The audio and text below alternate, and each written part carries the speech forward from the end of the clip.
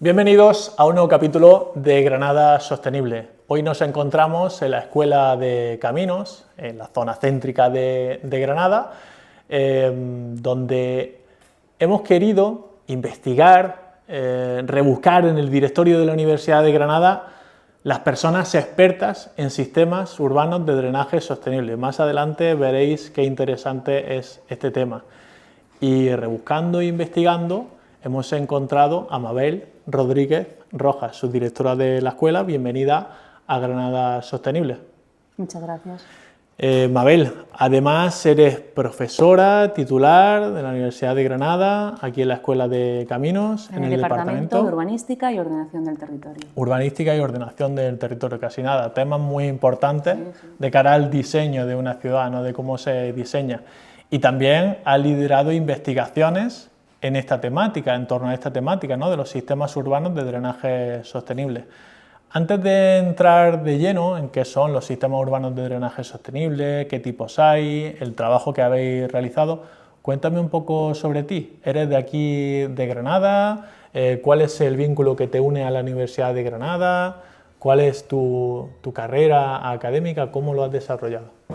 Bueno, soy nacida en Málaga, pero llevo ya viviendo muchísimos años en Granada.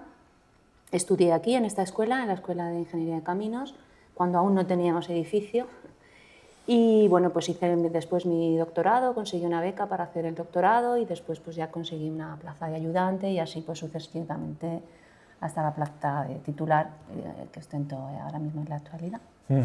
En tu época de estudiante, ¿qué asignaturas eran las que más te interesaban o las que más te llamaban la atención? Bueno, siempre el urbanismo de la mano del catedrático del departamento entonces, que era José Luis Gómez Ordóñez, que luego fue mi director de tesis, y fue un poco la persona que me introdujo en el mundo del urbanismo y del agua, y que después he desarrollado mi trayectoria investigadora.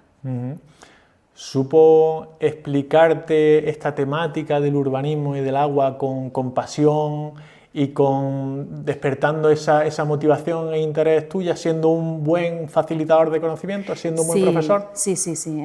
José Luis siempre se ha caracterizado por la pasión que le pone a todo lo que hace y desde que era estudiante nos inculcó a mí y a mis compañeros un amor por la ciudad y un amor por la necesidad, ¿no? de mejorar la calidad de vida de los ciudadanos a través del urbanismo. Y desde ahí vino un poco mi vocación para aunar urbanismo y agua, ¿no? Que es una cosa que, bueno, desgraciadamente, pues la tecnificación de los conocimientos, sobre todo de la ingeniería, ¿no? De la ingeniería sanitaria, la ingeniería relacionada más con el agua, ha separado un poco el urbanismo y la gestión del agua en los últimos años y ahora de lo que se trata precisamente es de eso, ¿no? De llevar el agua como una variable más al diseño de nuestras ciudades. Desde mi humilde punto de vista, el agua es protagonista. En la naturaleza, si no hay agua, no hay vida. Y en las ciudades, también en el caso de Granada, de los últimos años hasta la actualidad, me vengo investigando que hay demasiado pavimento, están las ciudades demasiado impermeabilizadas en exceso, ¿me equivoco? Ese es el origen de la problemática que llevamos estudiando. Durante todo el siglo XX las ciudades han crecido de forma paulatina y ese crecimiento se ha generado de forma impermeable, fundamentalmente para mejorar la circulación viaria de los coches, ¿no? Que a partir de los años 50 toman tanta importancia en las ciudades. Esta impermeabilización que se ha producido durante todo el siglo XX pues ha generado una serie de problemas ambientales que son fundamentalmente las inundaciones. Cuanto más impermeable es un suelo, menos infiltra agua y por tanto más agua va a las redes de saneamiento. Las redes de saneamiento ya no tienen capacidad para absorber esas puntas de agua, de avenida, de lluvia que tienen cada vez más frecuentemente, entonces se producen las inundaciones recurrentes. Por otro lado, la impermeabilización también ha generado un aumento de la temperatura del suelo en las ciudades, lo que llamamos el efecto isla de calor, que ha hecho que la temperatura en nuestras ciudades aumente. Estos dos problemas, que son las inundaciones y el aumento de la temperatura, se ven ahora potenciados por el efecto climático. Estamos ahora mismo en una situación de cambio en nuestro clima, eso es evidente, ya lo estamos viendo, no hay más que ver, ¿no? lo que está pasando en nuestras ciudades, lo que ha pasado en Valencia, lo que pasa cada vez más recurrentemente. Y el cambio climático nos ha pillado con unas ciudades que no son nada resilientes, porque son ciudades que son ya muy impermeables y claro, el cambio climático lo que genera son intensificaciones en los fenómenos meteorológicos, o sea, lluvias más intensas y olas de calor más fuertes. Eso lo unimos a ciudades impermeables donde ya tenemos un problema de inundaciones, un problema de aumento de la temperatura y por tanto se genera una especie de tormenta perfecta, que es en la que nos encontramos ahora mismo, que nos obliga a cambiar un poco el paradigma en el diseño de nuestras ciudades. Tenemos que adaptar el diseño de nuestras ciudades a este fenómeno de cambio climático para hacer nuestras ciudades más seguras y más cómodas para vivir con una calidad ambiental mejor. Durante el desarrollo de tu tesis ya se avistaba esta problemática, ya estabais trabajando en ello. Sí. Yo empecé mi tesis en el año 2004, si no me falla la memoria, y digamos que a partir del año 2000, sobre todo en el siglo XXI, muchas ciudades del mundo estaban empezando a estudiar qué soluciones podían implementar para hacer las ciudades más resilientes ante estos fenómenos del cambio climático. Entonces podemos decir que en estos últimos 20 o 25 años muchas ciudades españolas y extranjeras pues están intentando, ¿no?, resolver esos problemas mediante soluciones que se han estado llamando soluciones como sistemas de drenaje sostenible y que ahora, pues, más recientemente, ¿no?, utilizamos el término soluciones basadas en la naturaleza, por ser un término más genérico. Pero, como digo, pues son herramientas que el urbanismo y la ingeniería hidráulica está utilizando en los últimos 20 o 25 años y que se están implementando de forma piloto en muchas ciudades y ya de forma más generalizada en otras.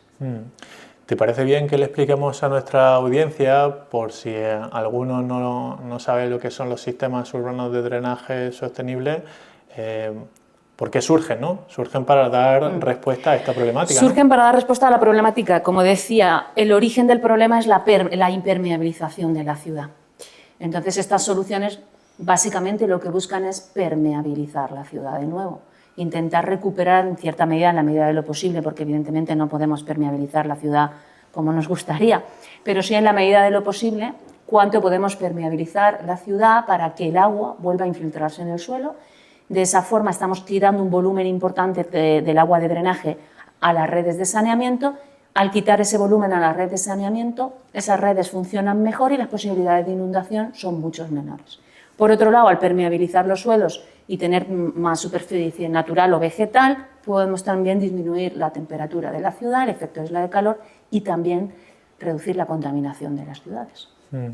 Vámonos un segundito al origen del problema. Comentabas que esto empezó a partir de los años 50 aproximadamente, esta moda, ¿no?, de pavimentarlo todo, de darle protagonismo al coche, ¿no? Esta necesidad, ¿no?, de crear viario para el vehículo privado.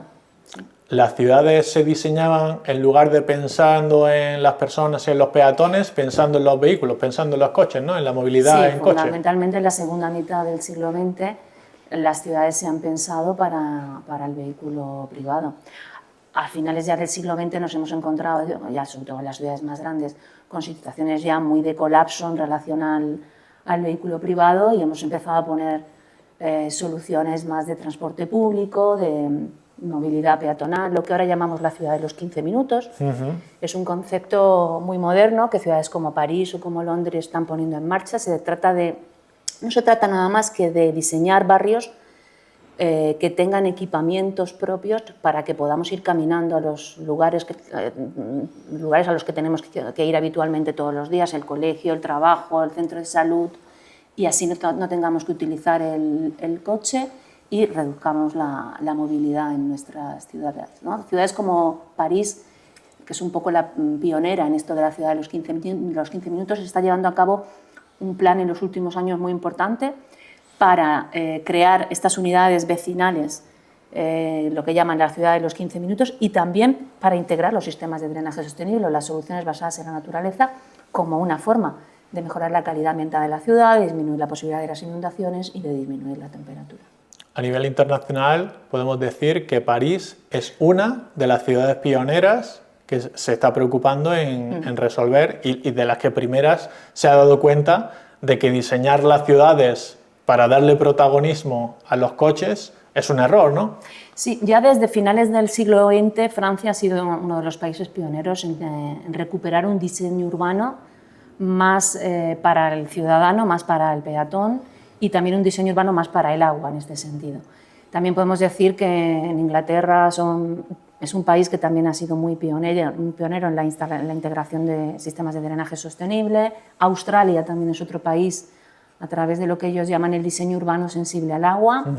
Estados Unidos también tiene muchos ejemplos y actualmente en los últimos tiempos China, como en otras muchas cosas, se está situando como un país pionero a través de lo que ellos llaman las ciudades esponja, que a mí es un término que me parece muy intuitivo y muy positivo, ¿no? En cuanto al cambio del paradigma del diseño de la ciudad. Tenemos que cambiar el diseño de nuestras ciudades para convertirlas en ciudades esponja, que sean capaces de absorber las precipitaciones que cada vez son más intensas. No todas las ciudades son iguales, por lo tanto hay que estudiar caso por caso y no se puede venir con un remedio global para todos los problemas. De hecho, de ahí viene el origen de nuestra primera investigación en relación a los sistemas de drenaje sostenible, que fue en el año 2014.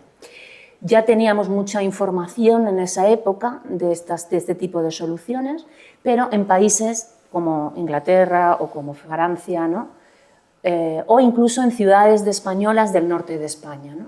Barcelona, Santander, Oviedo, ciudades que tienen una climatología muy diferente a la que tenemos en el sur. Entonces, precisamente el origen de nuestra investigación fue ese, decir, bueno, ya sabemos que hay muchas soluciones, se están integrando muchas soluciones en países del norte o en ciudades del norte de España. ¿Qué pasa aquí en el sur? ¿Cómo podemos? ¿Es factible? ¿No es factible? ¿Cuánto estas soluciones pueden ayudarnos a reducir la posibilidad de las inundaciones en la ciudad y cuánto nos puede ayudar a reducir la temperatura? Y de ahí vino nuestro primer trabajo, que fue en el año 2014. Conseguimos una subvención europea con fondos FEDER a través de una convocatoria de proyectos de investigación de la Agencia de Obra Pública de la Junta de Andalucía. Y con el dinero que conseguimos construimos lo que llamamos una planta piloto, que no es más que un aparcamiento que construimos en el campus de Cartuja, junto a la Facultad de Filosofía y Letras. Y en ese momento lo que hicimos fue construir 3 tipos de pavimentos permeables diferentes, que respondían a usos urbanos distintos, y lo que queríamos era cuantificar cómo esos pavimentos permeables podían mejorar el comportamiento hidráulico de la ciudad, en esta ciudad, con esta pluviometría y con estas características, ¿no? Y de ahí vino nuestro primer trabajo. Los resultados fueron magníficos. Las reducciones de los caudales punta de las lluvias llegaron al 95%, el incremento del volumen de infiltración estaba en torno al 85%, el aumento del tiempo de drenado estaba en torno al 80%.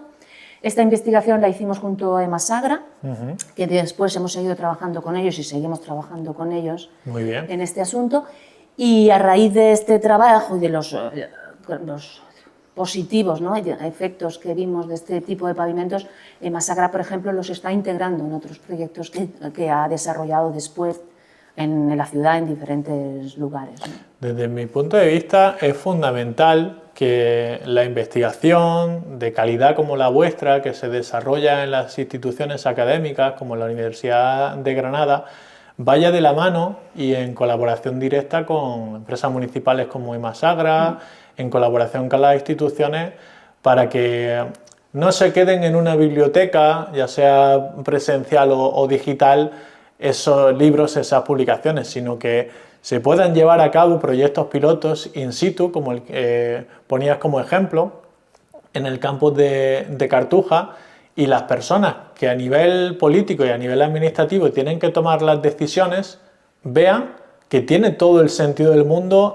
invertir en hacer esos estudios para evidenciar cuál es la solución específica para estas ciudades. Como decíamos antes, no van a funcionar igual las soluciones que se están aplicando en París o en Santander o en Barcelona, aquí en el caso de Granada.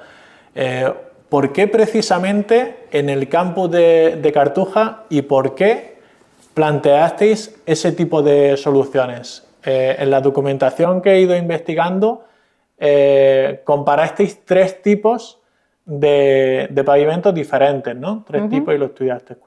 Cuéntame un poco el porqué de todo esto. Bueno, ¿por qué lo hicimos en el campus de Cartuja? Porque necesitábamos un suelo donde poder construir y nosotros como universidad no podíamos comprar suelo. Entonces, pues gracias a la entonces vicerrectora de infraestructura, a Begoña Moreno, nos cedió un espacio, la universidad nos cedió un espacio para hacer este aparcamiento, para construir, pero no teníamos capacidad para comprar suelo. Entonces lo hicimos allí por eso. ¿Por qué implementamos pavimentos? Porque en ese momento era el sistema de drenaje sostenible que se estaba empezando a integrar ya en algunos aparcamientos, en algunas zonas. Entonces lo que queríamos era cuantificar cómo esos pavimentos drenantes podían mejorar el comportamiento hidrológico y disminuir la escorrentía de la ciudad. ¿Y por qué utilizamos 3 pavimentos diferentes? Utilizamos un pavimento que era un adoquín con llaga, que es un pavimento más típico para zonas peatonales. Luego utilizamos el típico pavicésped que ya vemos mucho en las zonas de aparcamiento, por ejemplo en Granada lo tenemos en el Decathlon. Son pavimentos mixtos. En el estacionamiento del Decathlon, en Julianas, ahí se puede ver este tipo de pavimento que es permeable, que permite la infiltración del agua. Todo esto no os preocupéis, que pondremos imágenes a colación de lo que vaya explicando Mabel para que veáis los diferentes ejemplos de los diferentes tipos de pavimentos. Y luego, por tercero, probamos un pavimento que era un pavimento granular con una especie de geomalla que estaba pensado más para espacios libres y espacios más inundables que pudieran infiltrar más rápidamente el agua. O sea, queríamos un espacio más peatonal, un espacio más mixto y un espacio más abierto donde pudiéramos infiltrar el agua de forma más rápida, un poco los 3 usos urbanos que podemos encontrar en la ciudad. Por eso probamos los 3 pavimentos. Pero tengo que decir que los resultados de los 3 pavimentos fueron muy similares. En realidad había variaciones de un 15% en cuanto a caudales punta o a volúmenes de infiltración, por lo tanto los 3 pavimentos dieron unos resultados muy buenos. Bueno, dieron y siguen dando porque seguimos explotando, o sea, seguimos monitorizando el drenaje de la hidrología, ¿no? de este aparcamiento todavía. ¿Cuál era el propósito de monitorizar y cuantificar el agua que se infiltra y se recoge? Sobre todo, entiendo que era ver en esa comparativa cuál es el más eficiente para dar respuesta a esa problemática, ¿no? A la problemática de lluvias muy intensas en un periodo de tiempo muy corto que provocan esas inundaciones y esa escorrentía, ¿no? Se buscaba dar solución a ese problema. El objetivo fundamental era convencer a Emasagra, a la cual yo creo que Emasagra siempre ha estado muy predispuesta a este tipo de soluciones, pero era darle información a Emasagra exactamente de cómo estos pavimentos iban a reducir la cantidad de agua que iba a llegar luego a sus redes. Esto luego va a tener una consecuencia en el sentido en el que va a ser más barato mantener las redes de saneamiento si va menos agua porque hay que limpiar menos, y también hicimos un cálculo de cuánto era el ahorro que se iba a generar luego, por ejemplo, en depuración de agua. El ahorro económico, el ahorro económico, en dinero. Efectivamente. O sea, independientemente de que esto tiene luego unos beneficios ambientales enormes para la ciudad, que ya hemos hablado de ellos, tiene un beneficio económico. Un beneficio económico en gestión de la red de saneamiento y un beneficio económico en la depuración del agua, porque cuanto menos agua llega a la depuradora, pues menos coste vamos a tener, ¿no? a final de año en depurar el agua. Me gustaría, perdona, que explicásemos esta problemática, que quedase clara, porque venimos de estos años atrás, todo el mundo, mucha gente utilizaba las toallitas, las tiraba al váter, y parece que ahí se desintegran solas y desaparece. No, el problema real de escorrentías y de inundaciones y de la red de saneamiento es que se puede saturar, se puede llegar a saturar de tanta agua que volcamos directamente a la red, ¿verdad? Claro, estamos en un momento en el que en muchos lugares es imposible que la red de saneamiento siga creciendo, porque las calles son como son y porque ya no hay sitio. Entonces, estas soluciones son alternativas para que la red de saneamiento que tenemos y que en muchos sitios no podemos ampliar más, pueda funcionar de forma correcta. Y no se le desvíe tanta agua, tanto caudal de agua, que al final conllevaría ese problema Problema de inundaciones y problema de incremento de coste en la gestión de las redes y de la depuración. Claro, porque ¿qué ocurre si esas redes se saturan? Si pues se saturan... lo que hemos visto en la televisión siempre, ¿no? Las alcantarillas dejan de infiltrar agua y lo que hacen es expulsar agua. Cuando las redes de saneamiento, calles inundadas... Las redes de saneamiento entran en carga, se llenan de agua y entonces ya lo que hacen es expulsar el agua del saneamiento fuera de la alcantarilla y eso es lo que genera la inundación. ¿Y qué lograsteis entonces evidenciar en ese proyecto piloto? ¿Qué soluciones eran las más En este proyecto piloto relevantes? solo ensayamos los pavimentos permeables, como digo, y entonces lo que demostramos es que con una repavimentación generalizada en la ciudad podríamos eliminar en mucha medida, ¿no?, los problemas de inundaciones que tenemos. Porque, como digo, la capacidad, por ejemplo, de disminución del caudal punta, que es el máximo caudal que se alcanza de escorrentía en la superficie urbana, se podía reducir hasta un 95%. Y el incremento del volumen de infiltración se podía incrementar hasta un 80%, con lo cual si se repavimentara de forma generalizada la ciudad con este tipo de pavimentos, la probabilidad de inundación disminuiría enormemente. Como es el caso de Granada, soy consciente de que el trabajo que venía haciendo se puede replicar en otras ciudades de cualquier lugar del mundo, estudiando la problemática específica de cada una de las ciudades, pero ¿cómo estaba Granada en ese momento en el que empezaste a estudiarla? No había ningún proyecto de este tipo en Andalucía. Nuestro proyecto piloto fue el primer proyecto piloto en Andalucía y yo me atrevería a decir que incluso de todo el sur de España, ¿no? Porque en este momento solo había proyectos monitorizados en Santander, en Valencia, en Barcelona, creo que en Galicia también había alguno, pero digamos que de Madrid hacia el sur no había ningún proyecto piloto de este tipo que permitiera responder a la pregunta de cuánto, en este caso un pavimento drenante u otro sistema de drenaje sostenible, puede ayudar con la precipitación que tenemos aquí en el sur, puede ayudar a mejorar el comportamiento hidrológico y a disminuir la posibilidad de inundaciones.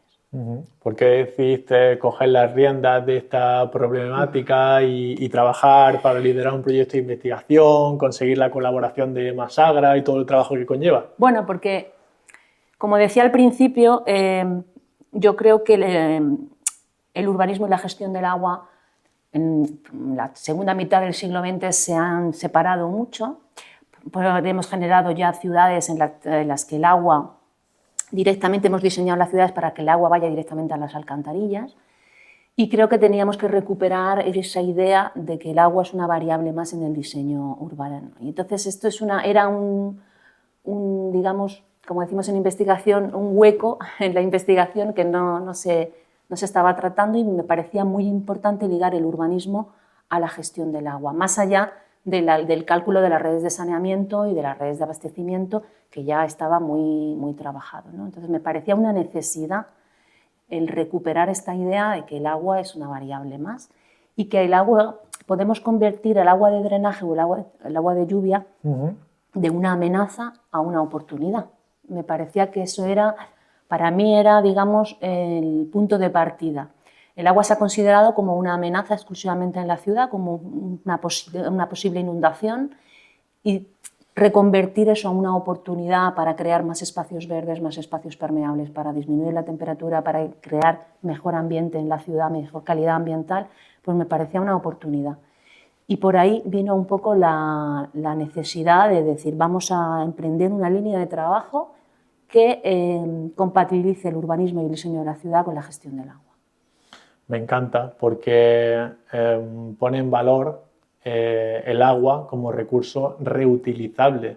No es desperdiciar ese recurso tan valioso que aquí en el sur de España pues no nos sobra precisamente. Ahora vienen unos meses de lluvia, llueve un montón, se llenan todos los embalses y parece que ya tenemos la vida solucionada, pero claro, luego llega el verano con esas temperaturas tan altas y nos acordamos de que hace calor, de que necesitamos más árboles, necesitamos más vegetación y para que sobrevivan esos árboles y esa vegetación necesitamos agua. Los sistemas urbanos de drenaje sostenible son un complemento perfecto para la existencia de árboles y de vida verde en las ciudades? Fundamental, fundamental, porque si permitimos la infiltración de agua pluvial estamos recargando acuíferos y así estamos manteniendo más humedad en el subsuelo que permite que la vegetación crezca por sí sola sin necesidad de regar, ¿no? de forma externa. Es fundamental. O sea, la permeabilización de la ciudad es, digamos, hoy en día el gran reto de las ciudades del siglo XXI. ¿Qué decía Emma Sagra después de terminar el proyecto piloto, después de demostrarles que es eficiente, que es sostenible y que además conlleva un beneficio de ahorro económico para ellos y para la ciudad en general? Pues Emma Sagra siempre ha tenido una disposición absoluta con nosotros y después de terminar este trabajo empezamos un segundo trabajo con ellos, que es esta guía que tengo aquí, en el que pensábamos responder a la segunda pregunta. Habíamos respondido a cuánto los sistemas de drenaje sostenible o las soluciones basadas en la naturaleza son capaces de mejorar el comportamiento hidráulico y después queríamos responder a la pregunta del cómo se diseñan este tipo de sistemas y qué sistemas hay. Entonces elaboramos una guía que fue pionera en España, publicada en el 2017 a través de la editorial de la Universidad de Granada, y esta guía lo que pretendía era ayudar a los urbanistas, a las personas que tenían responsabilidad en el diseño de las ciudades, a implementar estas soluciones dentro de los proyectos urbanos. Después se han publicado otras guías en el Ayuntamiento de Madrid, Valencia, Barcelona, Oviedo. Son guías más técnicas en el sentido de que están más dirigidas al cálculo hidráulico de los sistemas de drenaje. Esta tenía un sentido más urbanístico. Quienes trabajamos en estos proyectos venimos del mundo del urbanismo y del mundo de los proyectos, de los proyectos de ingeniería, y entonces queríamos dar una herramienta sencilla a todas esas personas que trabajan, como decías antes, ¿no? En las administraciones, en los ayuntamientos, en las diputaciones, para que personas que no tuvieran un gran conocimiento hidráulico sobre, ¿no?, del drenaje urbano, con unas recomendaciones sencillas, espaciales, supieran qué tipo de soluciones hay y cómo integrar esas soluciones en los proyectos urbanos. Y después de esta guía, que ya habíamos respondido al cómo diseñar esos sistemas de drenaje sostenible, le planteamos a Emma Sagra el responder a la tercera pregunta, que es ¿dónde? ¿Dónde hay que integrarlos? En el 2000... Antes de pasar al dónde, permíteme que lea el título y muestre a cámara que esta guía se llama Guía para la integración de los sistemas urbanos de drenaje sostenible en el proyecto urbano, de la editorial Universidad de Granada. Esto a través de la web, que pondremos aquí el enlace, está disponible para comprar y para acceder a esta guía a través del sitio web de la editorial de la Universidad de Granada. ¿Esta guía ha llegado a manos de las personas que toman las decisiones en las administraciones de Granada? ¿La han leído, la han consultado y han seguido sus recomendaciones? Bueno, esta guía se publicó en el 2017, como digo. Es verdad que la pusimos en conocimiento de las personas del ayuntamiento, pero todavía en ese momento no había una conciencia generalizada de la necesidad de llevar a cabo este tipo de sistemas, cosa que ahora mismo estamos en un momento en el que sí. Ahora Entonces, es el momento. Ahora es el momento porque estamos viendo ya de primera mano las consecuencias, ¿no?, de esta intensificación de los fenómenos meteorológicos o de las lluvias. Entonces, ahora, por ejemplo, tenemos ya contacto directo con el área de urbanismo del Ayuntamiento de Granada, que han sido también, se han presentado siempre muy abiertos a este tipo de la solución, este tipo de soluciones basadas en la naturaleza. Bien. Y ya estamos empezando a establecer contacto con ellos para asesorarles en proyectos de urbanización que están llevando a cabo ahora, para ver cómo podemos integrar este tipo de soluciones en los proyectos de la ciudad. ¿Hay otras ciudades de España o del mundo que se han hecho eco de esta guía, o que te consta que la hayan consultado o que la hayan recomendado, que la hayan mencionado? Bueno, como la publicamos en el 17, en el 18 creo recordar que se publicó la del Ayuntamiento de Madrid, nosotros le enviamos nuestra guía. En España existe lo que llamamos la Red SUTS, que se genera pues, en el año 2013 o 2015, no recuerdo ya, en el que digamos, estamos todas las personas que trabajamos en España en sistemas de drenaje sostenible, liderado por la Universidad Politécnica de Valencia, que llevan trabajando también más de 20 años en este tipo de sistemas. Y a través de esto hacemos un encuentro bianual. Este año ha sido hace escasamente 2 semanas en la ciudad de Santander. Y en este encuentro pues, ponemos de manifiesto, cada uno pues, presentamos nuestros trabajos, bien sean trabajos técnicos de proyectos piloto como el que hicimos en el 2014, o bien trabajos más urbanísticos o técnicos como este, y entonces compartimos información en este foro. Además, la Universidad Politécnica de Valencia puso en internet una herramienta muy útil también, que os invito a que veáis, que es de la red SUTS. Es un mapa de España en el que se sitúan los proyectos que se están haciendo de sistemas de drenaje sostenible y se pone información para que todo el mundo pues, vea qué tipo de proyectos se están haciendo, qué tipo de soluciones, cómo están funcionando, en qué ciudades. Genial. Entonces es muy interesante este proyecto que lideró, como digo, la Politécnica de Valencia, en el que ya cada vez estamos incorporando más información de proyectos de drenaje sostenible que se están haciendo en toda España con el objetivo de divulgar esta información y de promover, a fin de cuentas, de promover la implementación de estos sistemas en las ciudades. Dejaremos, por supuesto, el enlace a ese mapa de la Universidad Politécnica de Valencia. Todo este contenido, una persona que quiere saber más de sistemas urbanos de drenaje sostenible, ¿dónde le recomendarías tú que empezase a buscar más información?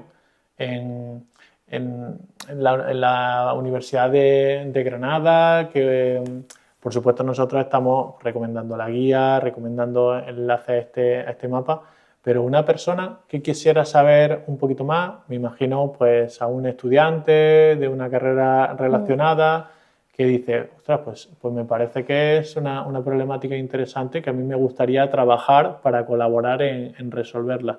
¿Qué le diría a esa persona? Bueno, desde el punto de vista internacional, yo a mis estudiantes, por ejemplo, les recomiendo CIRIA, que es una asociación del Reino Unido que tiene muchísima documentación, está toda en inglés, claro, pero tiene muchísima documentación de acceso libre en ciria.org. Ahí hay manuales de todo tipo, de diseño de sistemas de drenaje, de cómo hay que integrarlos, cómo hay que calcularlos, muchísima documentación de libre acceso. Y luego también en Australia hay ciertas páginas relacionadas con lo que decía yo antes, el diseño urbano sensible al agua, en el que también hay mucha información sobre proyectos que se están llevando a cabo. Digamos que ahora desde el punto de vista internacional, para descargar información y aprender un poco cómo funcionan este tipo de sistemas o cómo hay que diseñarlos, creo que Reino Unido, Inglaterra, a través de CIRIA y en Australia, pues son las dos referencias. Y luego en español, pues yo diría que todas estas guías, la que tenemos nosotros, la que ha publicado el Ayuntamiento de Madrid, Barcelona, Valencia, Gijón, Castellón, y se me olvidará alguna más, pero están disponibles en la red y proporcionan mucha información sobre esta. Y si alguien que nos está viendo quiere aprender directamente contigo, ¿hay alguna oferta educativa académica? ¿En alguna asignatura hablas de estos temas? ¿En algún máster? ¿En algún curso? ¿Hablas de esto? Sí, nosotros tratamos esto tanto a nivel de grado, en la asignatura de urbanismo del grado de Ingeniería Civil, que es asignatura que yo coordino. Después en el máster habilitante de Ingeniería de Caminos, Canales y Puertos también tratamos, quizá menos porque tenemos ya menos tiempo, pero también lo tratamos. Y bueno, ahora mismo sobre todo estamos trabajando en el máster de ciudades, que tenemos un máster especial en urbanismo, ciudades y proyecto urbano, en el que trabajamos profesores, ingenieros y arquitectos en todas las cuestiones relacionadas con la ciudad y con el proyecto de ciudad. Y tenemos una asignatura específica que se llama Diseño Urbano Sensible al Agua, la cual yo coordino, y a todos los estudiantes de máster, que son pues ingenieros, arquitectos, ambientólogos, pues se introducen en en esta disciplina, podríamos decir. Genial. ¿Se realizan también encuentros con profesionales del sector y con estudiantes para visitar el proyecto piloto realizado y este tipo de obras? Bueno, yo desde lo que a mí me compete aquí en esta escuela, sí que lo hacemos con los estudiantes de grado, sobre todo con visitas, digamos, visitas de campo, ¿no? Sí que lo hacemos.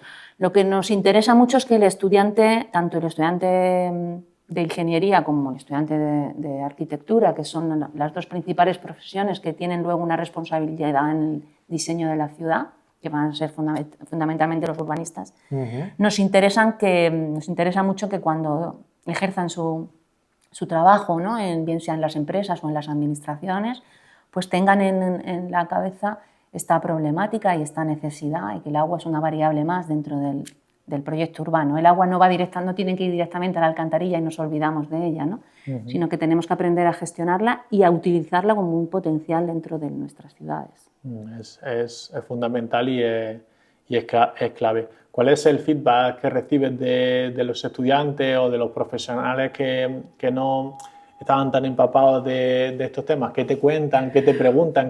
Bueno, tengo que decir que todavía hay mucha inercia en el diseño de las ciudades, ¿no? Por ejemplo, las reuniones que tenemos con técnicos de los ayuntamientos les cuesta todavía mucho, ¿no?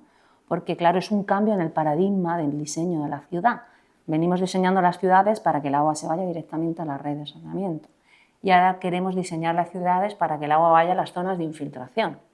Entonces es un cambio bastante importante, ¿no? en el paradigma del diseño. Por tanto, todavía nos encontramos con una inercia, ¿no? Que tenemos que ir poco a poco cambiando mediante proyectos, ¿no? Precisamente esta semana hemos tenido una reunión con técnicos del Ayuntamiento de Granada que nos han llamado para asesorarles en algunos proyectos de urbanización que van a llevar a cabo y que quieren saber cómo podrían integrar distintas soluciones y, por tanto, tienen una predisposición muy, muy positiva, ¿no? Pero, claro, ahora tenemos que encontrar la manera de cómo hacerlo, tenemos poca experiencia, entonces habrá proyectos que serán más exitosos, otros que serán menos, pero, como yo les digo siempre, hay que empezar. Si no empezamos a hacer proyectos de este tipo, no vamos a tener experiencia ni conocimiento, y cómo hay que mantenerlos y cómo todo eso se genera a base de la experiencia. Tenemos que asumir que nos equivocaremos, evidentemente, no somos, ¿no?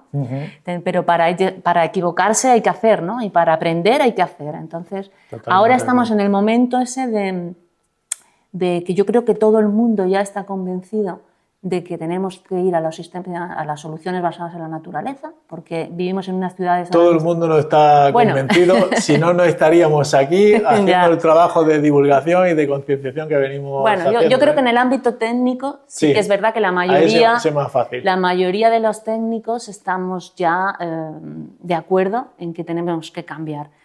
Ahora tenemos que hacerlo, y para eso hace falta un esfuerzo. Y yo creo que, por ejemplo, en Granada, tanto Emasagra como el Ayuntamiento, a través del área de urbanismo, está muy en la labor de empezar a hacer cosas.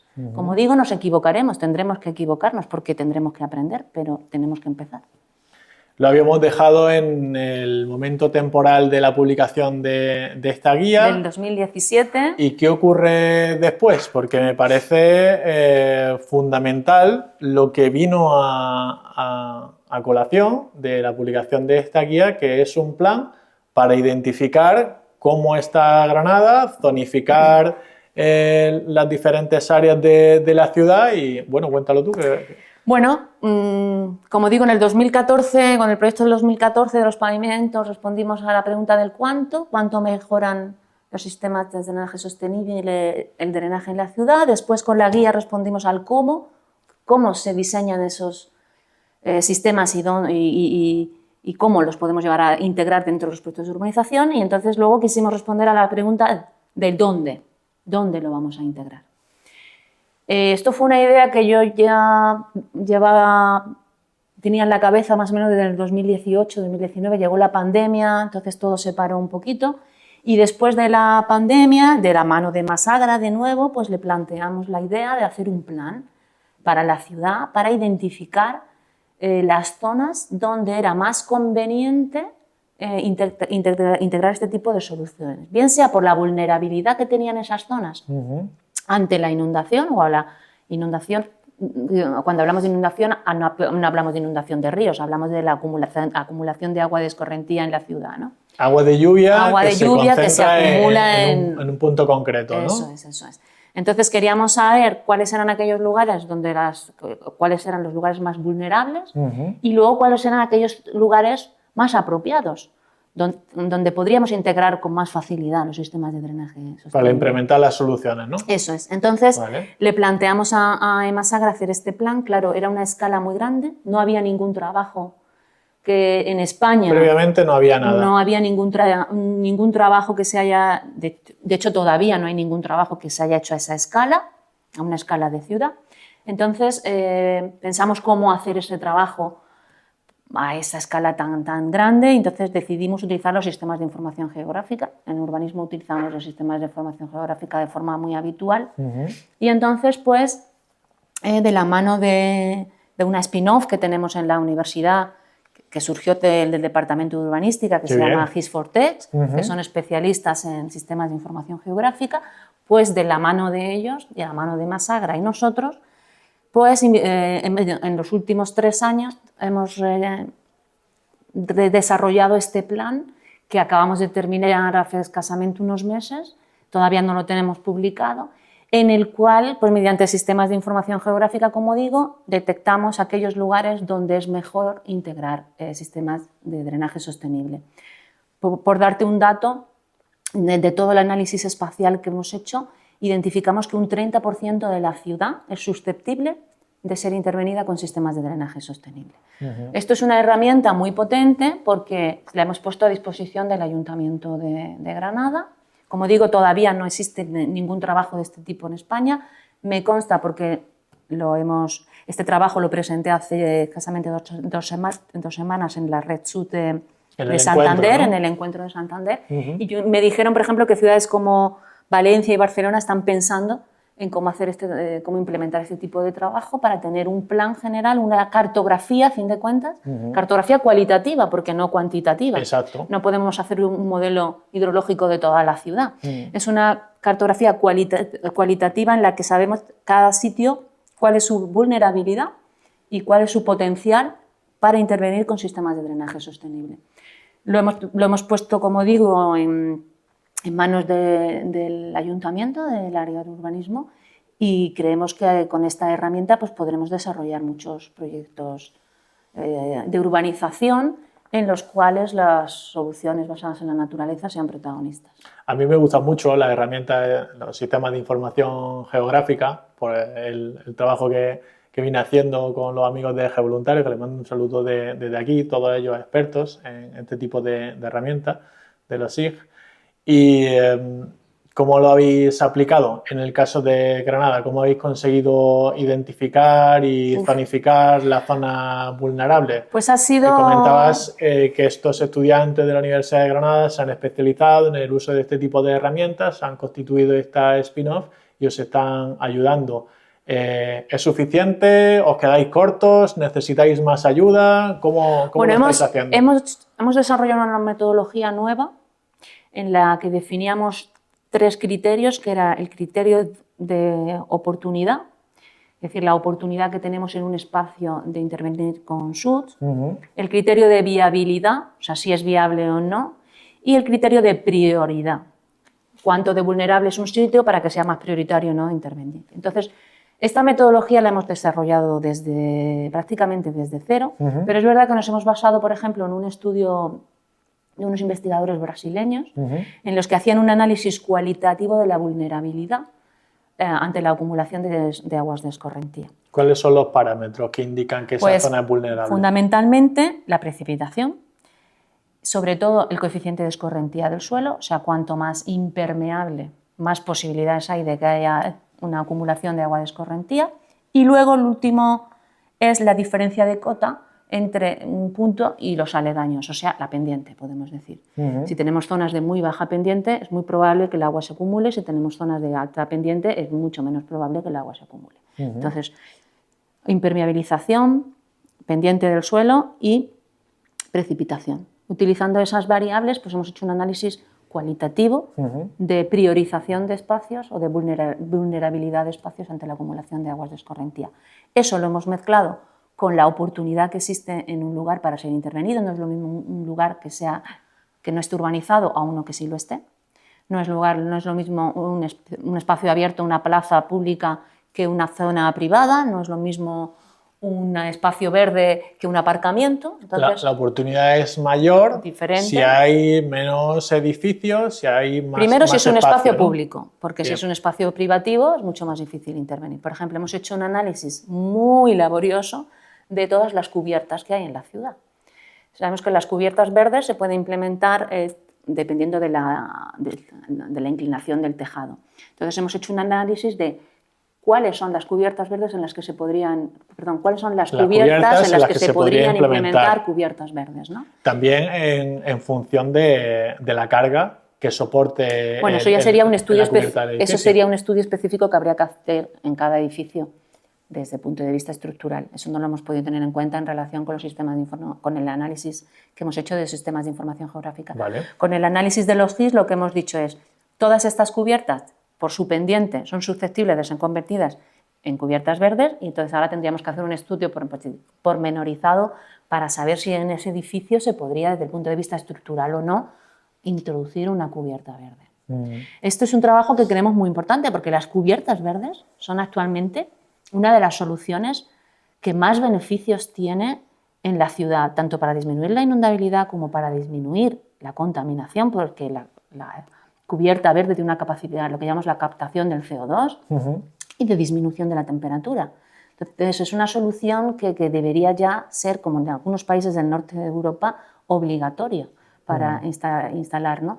Claro, es verdad que aquí entramos con el tema de los paneles, ¿no?, fotovoltaicos, ¿no? Pero bueno, ni una cosa ni la otra podemos es compatible. Yo creo que es compatible. O podemos decir, bueno, pues el 50% de los tejados pueden ir con paneles fotovoltaicos y otro 50% pueden ir con superficies verdes, ¿no? O con tejados, cubiertas verdes. De esa manera podemos hacer mucho más sostenible a nuestra ciudad, ¿no? Fruto de mi experiencia con los jardines verticales de plantas naturales y con las cubiertas vegetales, he visto claramente que es compatible tanto el uso de la agrovoltaica como el uso de la acuavoltaica, como directamente implementar soluciones con cubierta vegetal con especies autóctonas, especies que están adaptadas al clima tan característico que tenemos aquí en Granada. Esa es una de las variables más importantes. No podemos, lo decías antes, no podemos exportar soluciones de otros países aquí. Lo que parece increíble es que vayamos a poner una cubierta verde con unas especies que requieren una cantidad de agua que no es la de nuestra precipitación y tengamos que bombear agua para regar una cubierta verde. Eso es el colmo de la insostenibilidad. Eso no es sostenible. Esto siempre lo decimos en clase. O sea, una cubierta verde tiene que ser sostenible por sí misma. Entonces tenemos que adaptar las cubiertas verdes a la climatología y a la precipitación media que tenemos aquí. Muy bien. Esto es un dogma que debemos seguir todos. Sí, porque he visto ejemplos de cubiertas verdes que efectivamente se tenía que bombear agua hasta la azotea del edificio y esa no es la clave. Eso no es el propósito. A mí me chirría un poco el término, por ejemplo, del pavimento del pavicésped, porque ya fruto de análisis de investigaciones evidenciamos que el césped precisamente no era la mejor solución para poner en las rotondas o para poner en los parterres por el alto consumo hídrico que conlleva, ¿no? Entonces ya me chirriaba un poco el tema del pavicésped. Me gusta más el tema del concepto de paviverde. Paviverde podría ser un concepto que es más amable y estaba más en consonancia con lo que necesitamos aquí.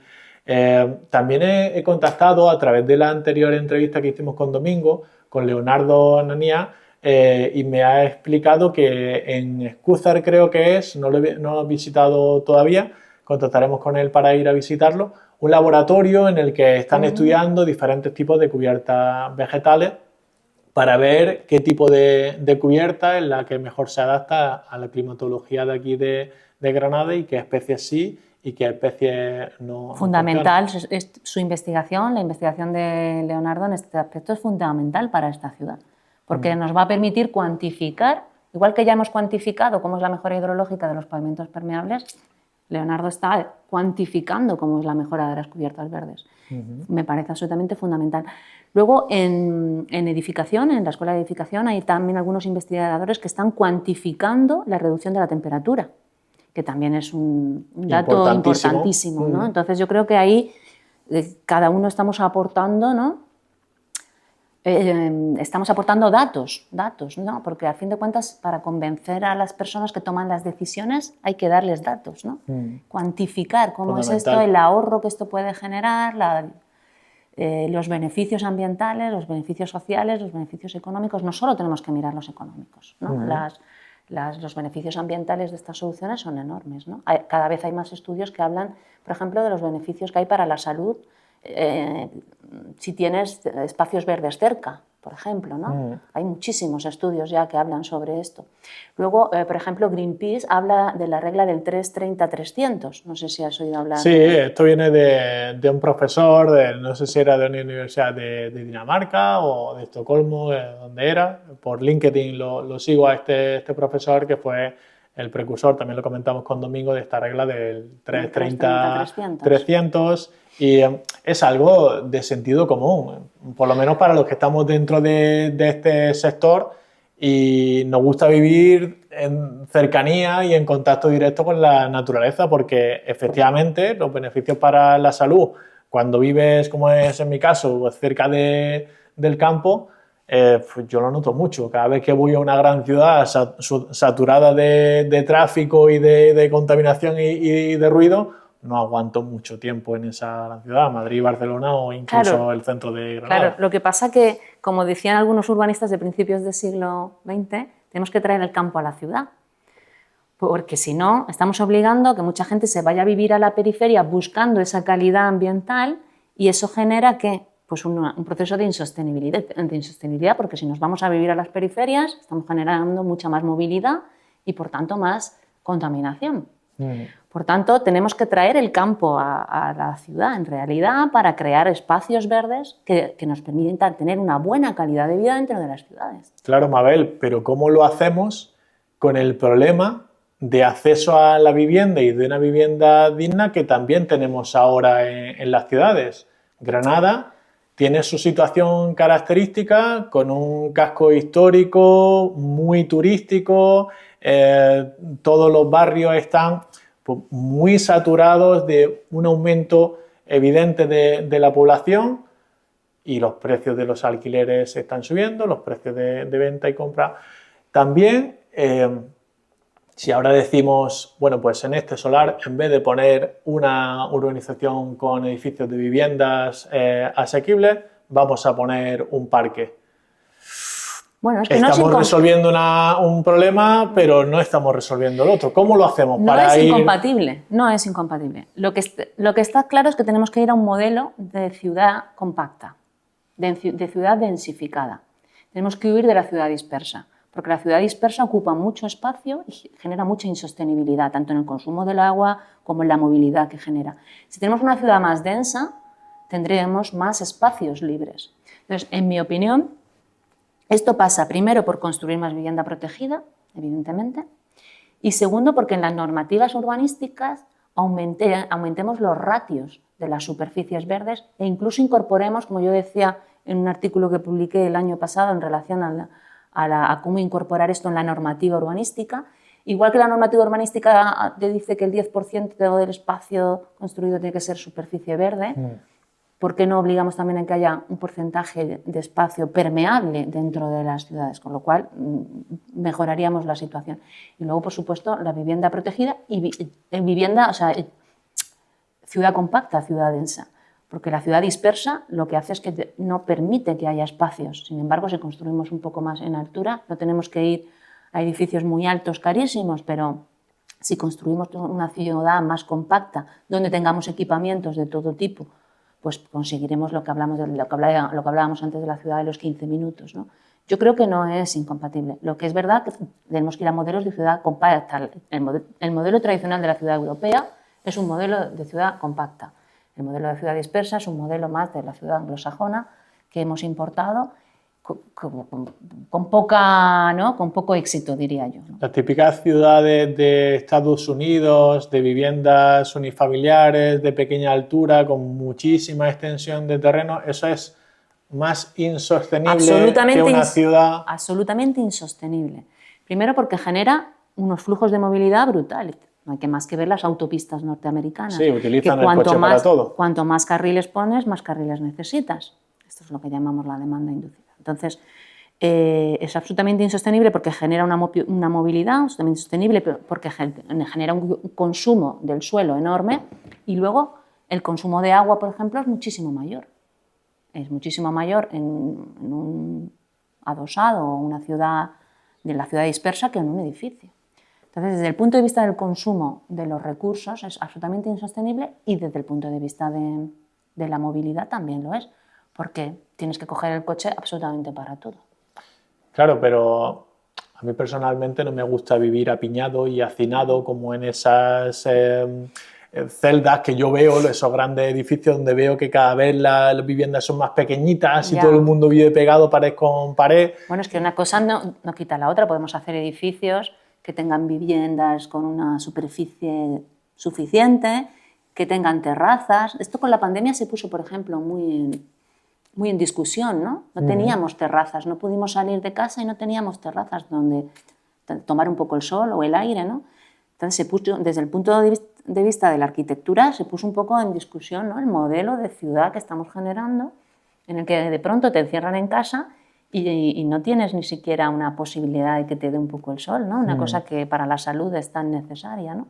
Entonces yo creo que una cosa no quita la otra, tenemos que ir a modelos de vivienda pues más asequibles para todo el mundo y más sostenibles también, ¿no? ¿Tiene sentido entonces que diseñemos edificios con espacios comunitarios, como esas azoteas, con espacio de cubierta verde, espacio de huerto urbano, espacio de encuentro de la comunidad de vecinos en esas terrazas, en esas azoteas, en esos patios? ¿Tiene sentido ir por ese camino? Tiene mucho sentido porque además uno de los puntos, por ejemplo, que ahora en los últimos años se considera también esencial para el éxito de las soluciones basadas en la naturaleza, es la incorporación de los vecinos en la toma de decisiones. O sea, los vecinos o la comunidad tiene que ser consciente de que estas soluciones, además de ser bonitas, cumplen otros objetivos y tienen una importancia muy grande para la calidad ambiental de su barrio.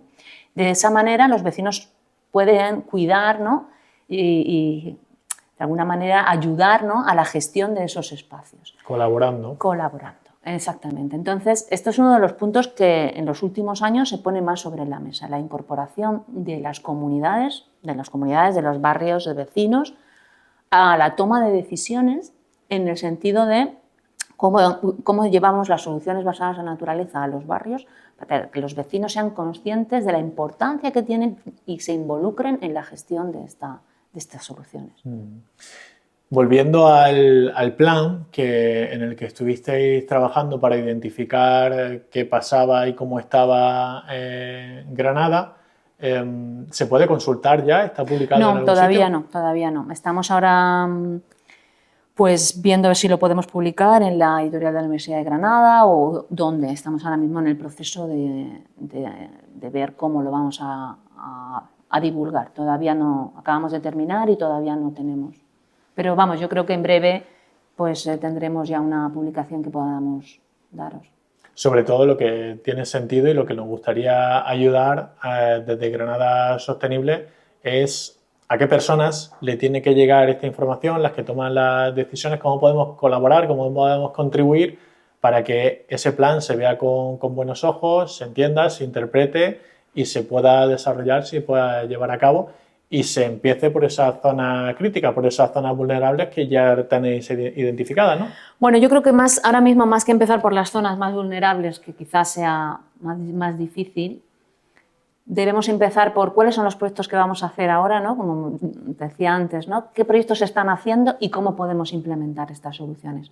Para que sean los mismos técnicos de los ayuntamientos o de las diputaciones quienes empiecen a tener experiencia o tomar experiencia con estos sistemas.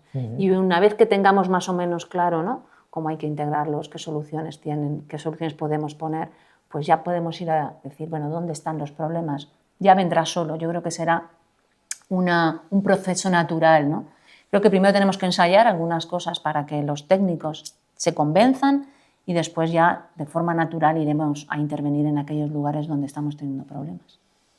¿En qué líneas de trabajo vais a continuar desarrollando en los próximos años? ¿Inteligencia artificial, machine learning? Pues sí, a través de la colaboración que hemos tenido con His4Tech hemos abierto algunas líneas de investigación, por ejemplo, con inteligencia artificial, para que, claro, esta metodología que nosotros hemos desarrollado queremos seguir mejorándola, no es una metodología definitiva, ¿no? Entonces queremos ir mejorándola, pues ver si podemos incorporar la inteligencia artificial para todos estos mecanismos que generan los sistemas de información geográfica. Y luego otra línea que también queremos poner en marcha, que ahora mismo todavía no está, es el tema del mantenimiento y la gestión, porque es la mayor reticencia que siempre nos encontramos en los técnicos, ¿no? Esto cómo se mantiene, esto cómo se limpia, esto cómo hay que gestionar esto, ¿no? Creemos que es la siguiente fase, ¿no? Ya les hemos dicho dónde y ahora vamos a decirles cómo tienen que mantener estas soluciones para que sean exitosas, ¿no? Bueno, a mí me está pareciendo muy interesante esta entrevista, este ratito de charla que estamos teniendo con Mabel. No queremos que se extienda mucho más, volveremos a hablar. Pasado unos meses, pasado un tiempo, volveremos a estar en contacto contigo para seguirte la pista, para ver en qué fase se encuentran esos planes de desarrollo en colaboración con Emasagra, con el Ayuntamiento de Granada, con la Diputación de Granada, para poner nuestro granito de arena de Granada Sostenible y contarlo para que se conozca, porque ¿tú qué piensas? ¿Es necesario o no es necesario esto de contarlo a través de una entrevista?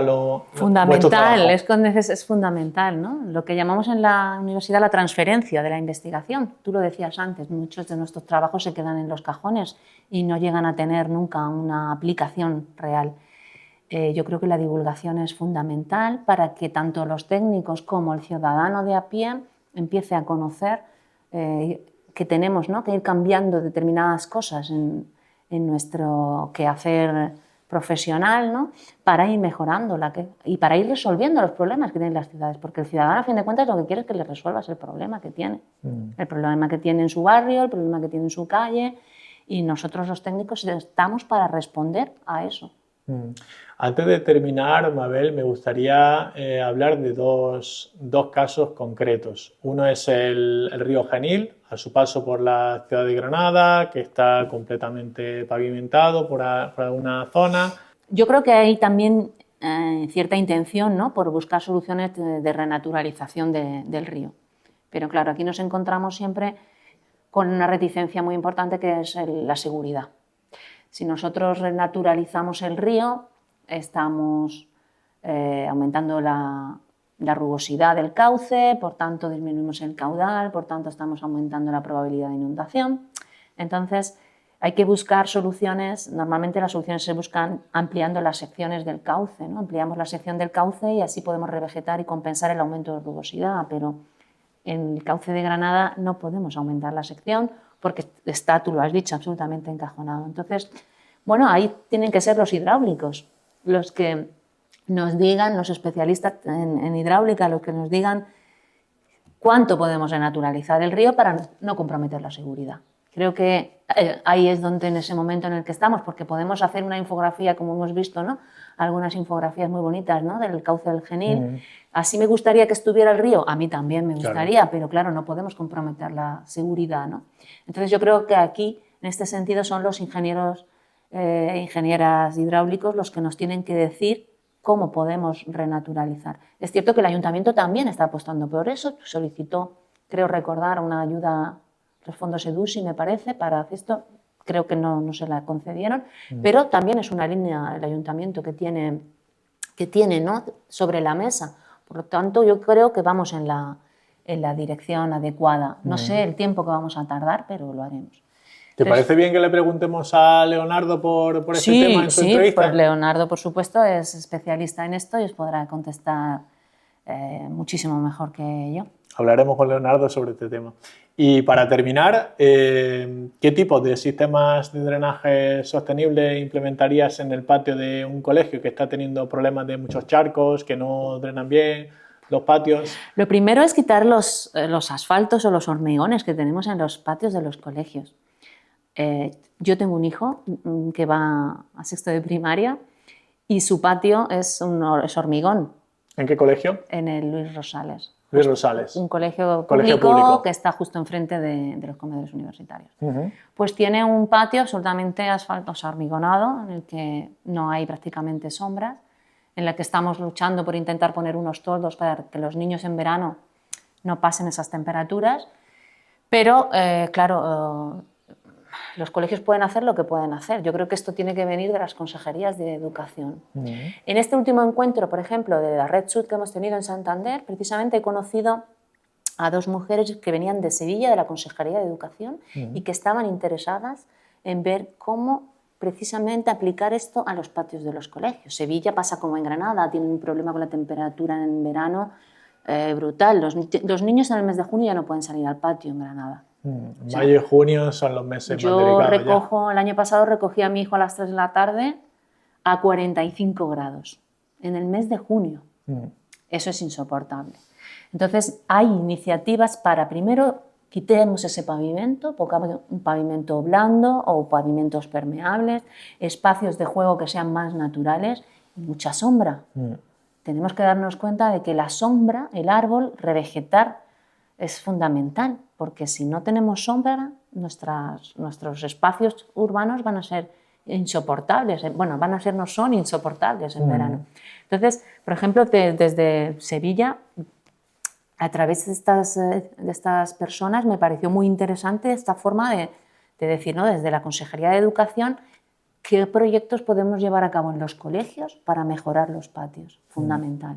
Porque los niños ahora mismo están viviendo en situaciones, en junio sobre todo, que son absolutamente insostenibles en los colegios. Muy importante también hacer una muy buena selección de las especies, de esos árboles y de esas plantas que se coloquen en los patios, para, lo decías tú antes, para no tener que regar. Reducir el mantenimiento, reducir el consumo hídrico y que realmente sí sea una solución basada en la naturaleza que apueste por la sostenibilidad real. Por supuesto, no podemos, como decimos, no podemos importar soluciones del norte de España o del norte de Europa porque no son aquí sostenibles.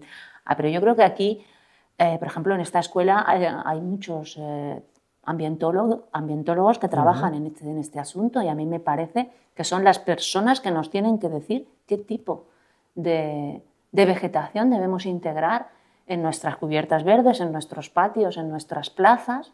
Dime un nombre y ya me encargo yo de contactar. Por ejemplo, Francisco Serrano. Francisco Serrano. Francisco Serrano. Serrano Bernardo es una persona, es el coordinador de ciencias ambientales ahora mismo en la Universidad de Granada y es una persona que tiene experiencia en este tipo de soluciones. Yo a veces le he pedido asesoramiento en este sentido y es una persona que por ejemplo, pues, nos puede decir, ¿no? Yo no soy botánica, no conozco, entonces nos puede decir qué tipo de vegetación, de especies vegetales son las más adecuadas para esto. Pues si te parece bien, contactaremos con Francisco, le consultaremos que nos explique, ¿no? Porque creo que hay mucha gente también, nuestra audiencia, interesada por cuáles son los árboles que tengo que poner en mi casa, en mi jardín, en mi campo, en mi colegio, en donde sea, cuáles son las plantas más indicadas. Y nosotros estamos para eso. En Granada Sostenible estamos para dar comunicación y visibilidad a este tipo de conocimientos. Si me permites, también os recomendaría que contactarais con David Hidalgo, que es un profesor de edificación que está trabajando en el efecto isla de calor. Entonces él nos está cuantificando cómo esas superficies verdes y permeables son capaces de disminuir la temperatura. Ha hecho una investigación muy interesante también y os invitaría también a que contactarais con él. Por supuesto. David, desde aquí, si nos estás viendo, si estás viendo esta entrevista, contactaremos contigo para un próximo capítulo de Granada Sostenible.